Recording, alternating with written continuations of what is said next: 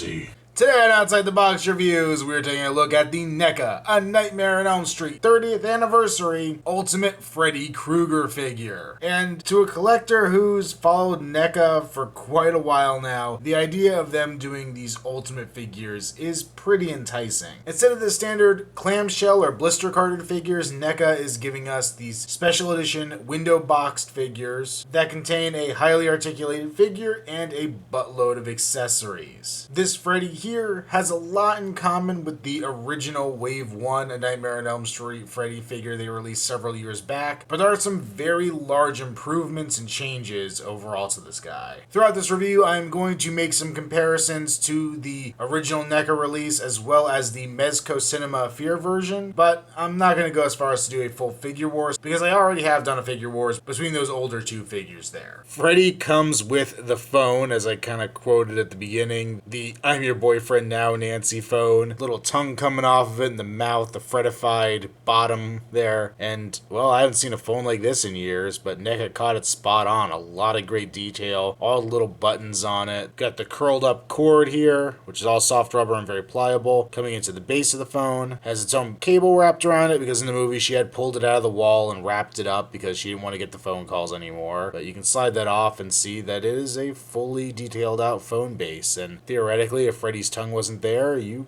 could just put it back in the receiver. But this little loop of the cord is basically designed so that you can just have it slip right over the phone like it's been wrapped up. Freddy also comes with Tina's face. It's basically the mask that he wears when he's trying to freak Nancy out, and it's just almost a stretched out version of Tina's face. See some little holes there in the eyes and mouth, but very nicely detailed, very well painted. It seems to fit best over Freddy's kind of angry face here. It has indentations on the inside matching up with Freddy's face. You can kind of clip it on there, and you have Freddy wearing Tina's mask. Pretty creepy looking. Now, I don't know if I'm ever going to display the figure like this, but it's neat. Freddy also comes with this trademark fedora, and NECA has done this very well. It's a nice soft rubber. See a lot of great paint detail in there. The one side is curved up. It's got the sash going around it. There's a lot of little cuts and holes and rips in it. Just a very nicely done hat. If we bring in the previous released one on the left, you can see there is a world of sculpting difference between the two. So NECA has definitely stepped up their game in making this new one. And if we bring in the Mezco one for comparison, you can see that NECA actually is now closer to what Mezco was in the first place. But NECA's is definitely less cartoony looking. And that will of course just fit very easily onto his head and is easily removable. Speaking of the heads, we get 3 different versions of Freddy's face here. This one is the only one that I would say is 100% new to this figure, the 30th anniversary figure. But it has some great detail. They very much captured this kind of grumpy, angry looking Freddy Krueger. They get some great detailing out with his flesh tone and the deep cuts all over his face, the blacks around his eyes, the detailing on his lips as well. Just a very well done head sculpt for Freddy here. So you can swap that head out for the smiling face that we got on the single card release back in the day. Now these heads are very, very tight, so you might have to soak them in hot water for a little bit before you're able to pull them off the first time. Now that I've done it once, they're still very tight, but it's a little easier to get them on and off. The actual first time I took it off, I took the neck post out with it, which is supposed to stay with the body. This face, we've gotten before, but I really like it. A nice sinister grin. His teeth are very nasty, and the same great level of quality painting on it. The original release from NECA here on the left, I think is a little lacking in the paint department. They went very heavy with some blacks in it, and overall I just don't think it works as well, but it does appear to be exactly the same sculpt. I'm not seeing enough in here to make me think it's a new sculpt. The last head sculpt, which I guess I need to heat up more before it will actually go on the body, is the skull head, where Freddy's face gets ripped away. He's trying to freak Tina out and just has his skull sitting below there. Very well detailed. Same kind of burn detailing on the back of the head, and the face just looks like this grotesque nastiness. It's very shiny, looking wet and just gross. Now on the left, once again, I'll bring in the first single card release, and at first I thought it was the same head sculpt, but turning him to the side, the new one does appear maybe to have a more prominent brow on it. So either it's just some kind of weird change up in the way it was molded, or I'm seeing things or something, but it really does look like there's a heavier eyebrow ridge on this new one that the old one didn't have. So it may be slightly retooled, I'm not entirely sure. And as a continued comparison, here it is compared to the Mezco one, and Mezco of course more cartoony looking, but very, very interesting to see these two side by side. Anyway, I guess I could compare the two normal faces from Mezco and NECA, but once again, I almost feel like Mezco's in a completely different range of artistic spectrum here. Looking further down on Freddy, the same detail on his head continues down onto the neck. Then we get his sweater, which is rubberized just like the original release, so it is a little pliable on here. The red and green stripes, some nice texturing in there to look like the stitching on the sweater. Is the red arms, which is true to the first movie. The first movie he just had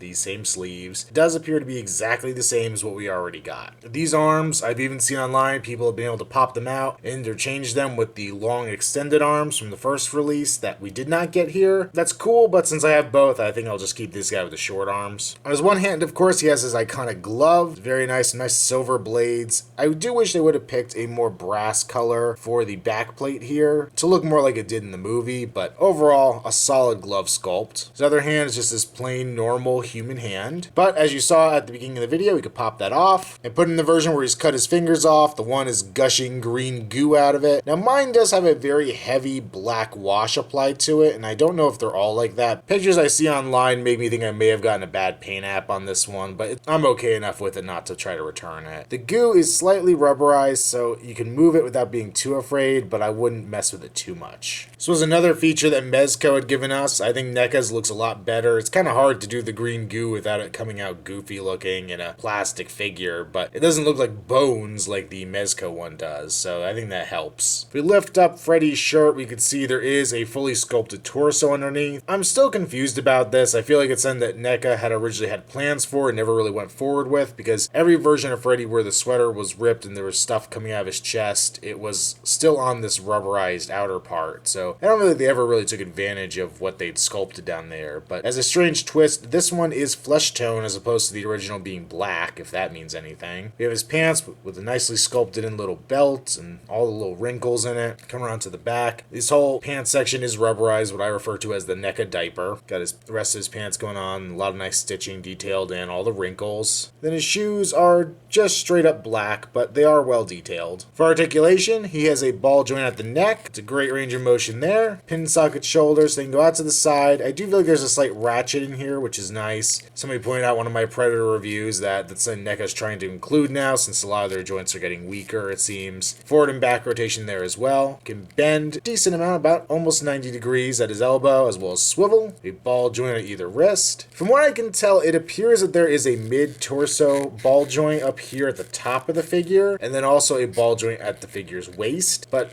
it seems hard to activate both at the same time, so I can't even really be sure if they're both there. You could also swivel at the waist. His legs are on great joints where you can go forward and back and out to the side. Once again, the diaper allows you all that freedom of movement. I feel like by calling it the diaper, it sounds derogatory to the figure, but it's something I love that NECA's done lately. You can also swivel at the upper leg, bend and swivel at the knee, and a beautiful ball joint at the foot with a great range of motion. All this leg articulation is brand new for this figure, and every previous Freddy did not have this, so it's really nice that we can finally have our Freddys in all kinds of different crazy poses. And overall, I really like this Ultimate Freddy. If you never picked up that first released Wave 1 Freddy, definitely track this guy down. If you do have that initial Wave 1 Freddy, still consider getting this guy. He has so many cool accessories. I think the paint is very much improved. The articulation is miles ahead. Posability factor is through the roof on him. He is an absolutely astounding figure, and he gets a very high recommend from me. And I'm very excited that NECA is planning to continue on with this Ultimates line. They revealed a Devil May Cry Dante, which they are doing in the same kind of style, but the one I'm really excited for is the announcement of Leatherface from the original Texas Chainsaw Massacre. I've already showed off some hints of what he's going to come with and some quick looks at the sculpt, and I know this one's going to be awesome. I like to dream about what other horror characters they might be able to hit, but characters like Jason, who change a lot between movies, might be harder to do. But maybe somebody like Pinhead or Michael Myers, if they get the rights back, or an Ultimate Chucky would be amazing. So let me know in the comments below,